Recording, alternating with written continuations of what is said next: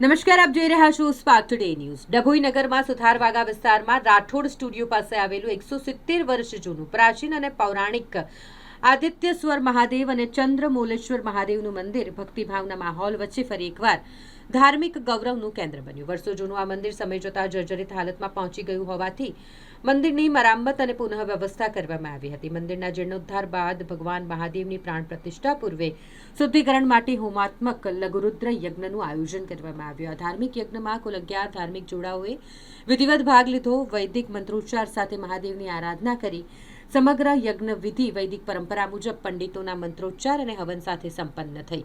યજ્ઞ દરમિયાન ભક્તો માટે ભંડારાનું પણ આયોજન કરવામાં આવ્યું હતું, જેમાં મોટી સંખ્યામાં ભાવિ ભક્તોએ પ્રસાદ પણ ગ્રહણ કર્યો। આ સમગ્ર ધાર્મિક કાર્યક્રમનું આયોજન આદિત્યશ્વર યુવક મંડળની ટીમ દ્વારા ભવ્યતાથી કરવામાં આવ્યું હતું। યુવક મંડળના સભ્યો દ્વારા મંદિર પરિસરને સજાવી ભક્તિમય માહોલ સર્જાયો હતો। સવારે શરૂ થયેલ ધાર્મિક વિધિઓ સાંજ સુધી ચાલી હતી અને સમગ્ર વિસ્તારમાં હર હર મહાદેવના જયઘોષ સાથે આધ્યાત્મિક માહોલ સર્જાયો હતો। ઈશ્વર મહાદેવ કી જય। ગર્ભાવતી નગરીનો આદિત્યેશ્વર મહાદેવ અને ચંદ્રમૌલેશ્વર મહાદેવ લગભગ 170 વર્ષ જૂનું પુરાણું છે અને એ નગરીમાં આ મહાદેવ જર્જરિત થઈ ગયેલું એનું રિપેરિંગ કામ કરવામાં આવ્યું। એ રિપેરિંગ કામ સંપન્ન થયા પછી એ દેવતાઓની શુદ્ધિકરણ માટે હવનાત્મક લઘુરુદ્ર કર્યો। અમારા ચંદ્રમૌલેશ્વર મહાદેવ એ સ્વયંભૂલિંગ છે। અહીંયાથી 5-6 ઘરના ગડેરા ખોદતા જળાધારી સાથે લિંગ નીકળેલ એ દિવ્ય લિંગ છે।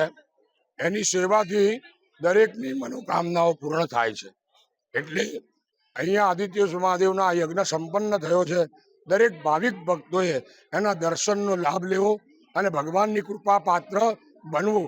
આદિત્યેશ્વર મહાદેવ કી જય। ચંદ્રમૌલેશ્વર મહાદેવ કી નમઃ પાર્વતી પતયે હર હર મહાદેવ હર।